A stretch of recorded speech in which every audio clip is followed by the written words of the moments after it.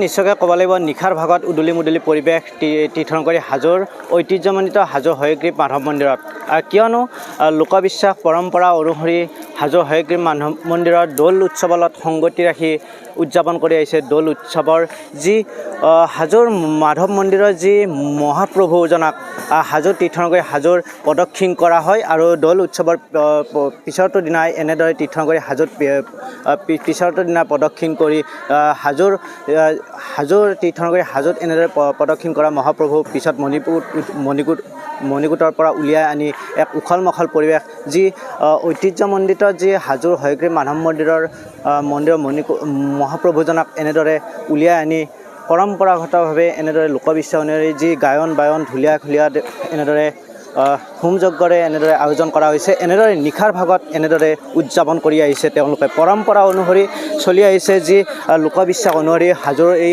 হয়গ্ৰীৱ মাধৱ মন্দিৰৰ গৰাকী আমি কথা পাতিবলৈ যত্ন কৰিম মন্দিৰৰ পৰিচালনা সমিতিৰ দলয়গৰাকী আমাৰ মাজত উপস্থিত আছে আমি কথা যিহেতুকে পৰম্পৰা অনুসৰি চলি আহিছে এই যি মণিকূটৰ পৰা উলিয়াই আনিছে হাজো হয়গ্ৰীৱ মাধৱ মন্দিৰৰ মহাপ্ৰভুজনক আৰু ফাকুৱাৰ যি দৌল উৎসৱৰ লগত সংগতি ৰাখি আপোনালোকে প্ৰদক্ষিণ কৰা হয় আৰু পিছত ব্ৰহ্মপুত্ৰত অশোকষ্টমীত আপোনালোকে স্নান কৰি পুনৰ স্থাপন কৰা হয় কি ক'ব ইমান এইটো আজি যিটো দৌল উৎসৱ এইটোৰ লগত বিষ্ণুৰ বিশেষ এটা সম্পৰ্ক আছে সম্পৰ্কটো এইটোৱে যে আপোনালোকে জানে ইন্দ্ৰদ্যুম্ন ৰজা আছিল তেওঁ এজনে একমাত্ৰ ছোৱালী আছিল তেওঁ হ'ল খুঞ্চা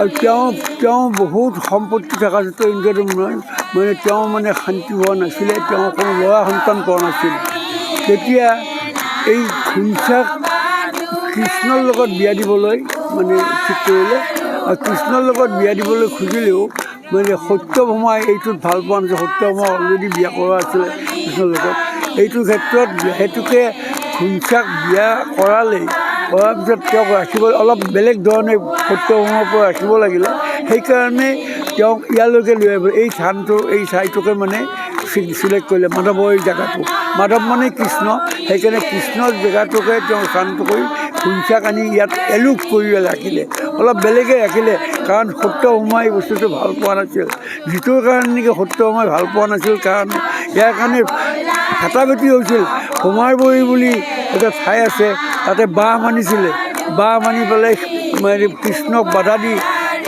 ইয়াত আহিবলৈ নিদিব খুজিছিলে কিন্তু সেইটো বান্ধি ৰাখিও তেওঁ ইয়ালৈ আহিলে অহাৰ পিছতে এই জেগাটোৰ নাম খুঞ্চাবাৰী হিচাপে হৈ ইয়াত কিছুদিনৰ কাৰণে 6 মাহমানৰ কাৰণে খুঞ্চাক ইয়াত ৰাখিছিলে সেইকাৰণে এই উৎসৱটো ইয়াতে পালন কৰা হয় এই উৎসৱটো পালন কৰাৰ কাৰণ ইয়াতে দুটা আছে আৰু এটা আছে আহোম ৰজাসকলৰ দিনৰ এটা কাৰণ আছে আৰু আন এটা কাৰণ হ'ল এই উৎসৱটোত কৃষ্ণৰ লগত যিহেতু এটা সম্পৰ্ক আছিলে এই জেগাটোত এই উৎসৱটো পালন কৰা হয় এই উৎসৱটো পালন কৰাৰ কাৰণে যি হৈছে যেতিয়া উৎসৱটো পালন কৰিবলগীয়া হ'ল সেই সময়ত আমাৰ আহোম ৰজাসকলৰ দিনত তেওঁ ৰজা এজনৰ পৰিবাৰ ৰজস্বলা হোৱাত তেওঁ এই উৎসৱটো পালন কৰিব নোৱাৰিলে উপভোগ কৰিব নোৱাৰিলে পৰিবাৰ তেতিয়া আকৌ 15 দিনৰ কাৰণে পিছত এই ৰজাই আকৌ উৎসৱটো প্ৰমত্ত সিংহ ৰজাই আকৌ উৎসৱটো পাতিলে এই উৎসৱটো যেতিয়া পাতিলে তেতিয়া এই উৎসৱটোৰ লগত 15 দিন ৰাখিবলগীয়া হ'ল হেৰি কৰি ছেপাৰেটলি কৰা কাৰণে সেইকাৰণে আমাৰ ইয়াত মাধৱত দুবাৰ হয় আমাৰ যিটো উৎসৱ এই আমাৰ দৌল উৎসৱ আজিতো হ'লে মূল উৎসৱ ইয়াৰ 15 দিন পিছতো আমি একেধৰণে আমাৰ এই উৎসৱটো পালন কৰা হয় কাৰণটো হ'ল কি ৰজাই কৈছিলে যে তোমাক এই উৎসৱটো দেখুৱাম গতিকে সেইকাৰণে ৰজস্বলা হোৱা পৰম্পৰা অনুসৰি চলি আহিছে পৰম্পৰা মতে সেইটো চলি আহিছে আৰু এইটো আজিলৈকে চলি আহি আছে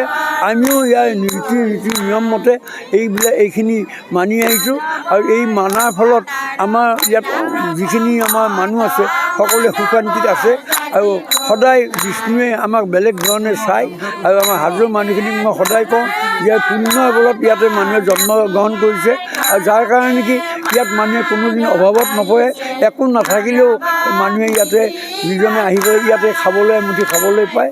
গতিকে এই পবিত্ৰ এখন পবিত্ৰ তীৰ্থভূমি, এই তীৰ্থভূমিত লগতে এই পুণ্যভূমিৰ মানুহে আমি সকলোৱে বিষ্ণুক স্মৰণ কৰি আমি সদায় আগবাঢ়ি গৈ আছোঁ। এনেকুৱা উৎসৱ আমি ভৱিষ্যতলৈ পাতিম আৰু সদায় চলি থাকিব।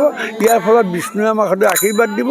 আমি যাৰ কাৰণে নেকি আমি উন্নতি হ'ব এই অঞ্চলটোত, এইখিনিকে মই জানো। আৰু ইয়াৰ ওপৰত বহুত কাহিনী দীঘলীয়া আছে, সেইবিলাক মই ক'বলৈ খোজা নাই।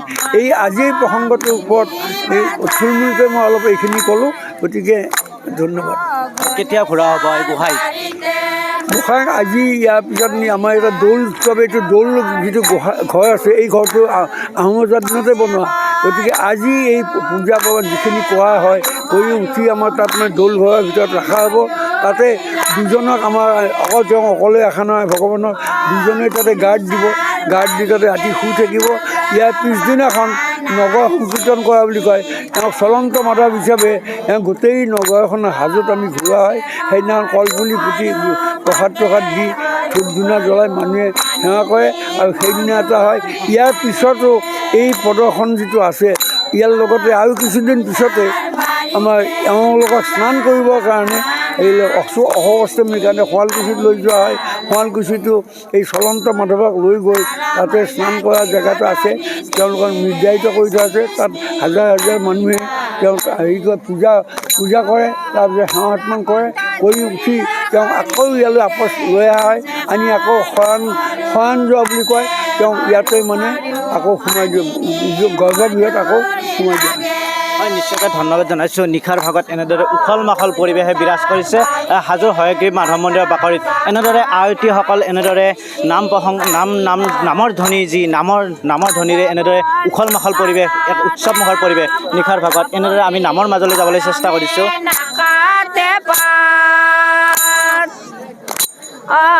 আমাৰ মাধা গোহাঁই নাচিব লাগিছে সোণাৰে দুখনি হাত।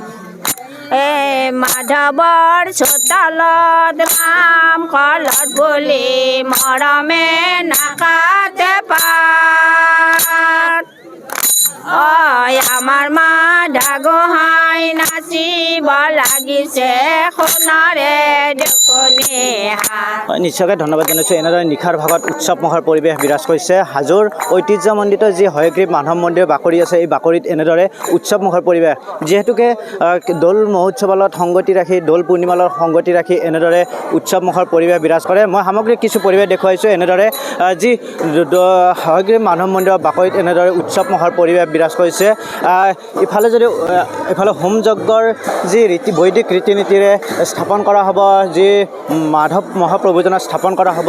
আৰু দৌল মহোৎসৱৰ লগত সংগতি ৰাখি তৃতীয়টো দিনাৰ যি তীৰ্থ ভ্ৰমণ কৰা হ'ব, নগৰ ভ্ৰমণ কৰা হ'ব।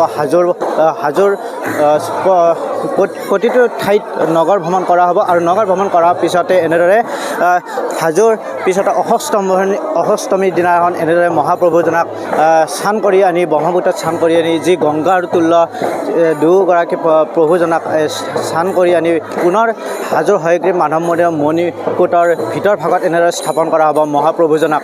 আমি কিছু পৰিৱেশ দেখুৱাইছোঁ। এনেদৰে লোকাৰণ্য পৰিৱেশ বিৰাজ কৰিছে হাজোৰ এই ঐতিহ্যমণ্ডিত বাকৰিত, মাধৱ মন্দিৰৰ বাকৰিত। আমি দেখুৱাইছোঁ লোকাৰণ্য পৰিৱেশ। আমি ভিতৰৰ কিছু পৰিৱেশ দেখুৱাইছোঁ। এনেদৰে গায়ন বায়ন সকলো ওলাই আহিছে।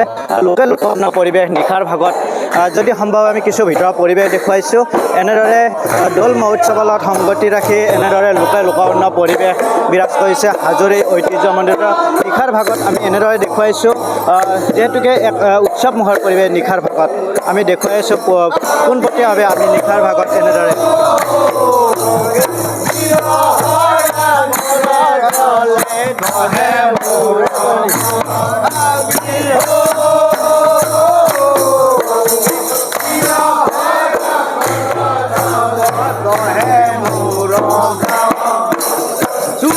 চুমি কৰে ফুলে মধুমলয়াত, চুমি কৰে ফুলে মধুমলয়াত, মধু কৰে গুঞ্জৰে কিবা তৰি পায়, চুমা চুমি কৰে ফুলে মধুমলয়া নিশ্চয়কৈ ক'ব লাগিব এনেদৰে হাজোৰ হয়গ্ৰীৱ মাধৱ মন্দিৰৰ বাকৰিত এনেদৰে লোকে লোকাৰণ্য পৰিৱেশ বিৰাজ কৰিছে আৰু নিশাৰ ভাগত যিহেতুকে আমি উপস্থিত আছোঁ আৰু ইউনিভাৰ 24 দৰ্শকক পোনপটীয়াভাৱে আমি দেখুৱাইছিলোঁ যিহেতুকে দৌল মহোৎসৱৰ লগত সংগতি ৰাখি মহাপ্ৰভুজনক এনেদৰে ভিতৰ ভাগৰ পৰা মণিকূটৰ যি ভিতৰ ভাগ আছে ভিতৰ ভাগৰ পৰা স্থাপন উলিয়াই আনি এনেদৰে বৈদিক ৰীতি নীতিৰে তেওঁলোকে যি ৰীতি নীতি নিয়ম অনুসৰি পুনৰ স্থাপন কৰিব আৰু পুনৰ যি অষ্টমী এই অষ্টমী ব্ৰহ্মপুত্ৰত স্নান কৰি আনি এনেদৰে পুনৰ স্থাপন কৰিব পোনপটীয়াভাৱে আমি ইউনিভাৰ 24 দৰ্শকক দেখুৱাৰ বাবে আহি উপস্থিত হৈছিলে হাজোৰ পৰা মই মৃদুল মজুমদাৰ ইউনিভাৰ 24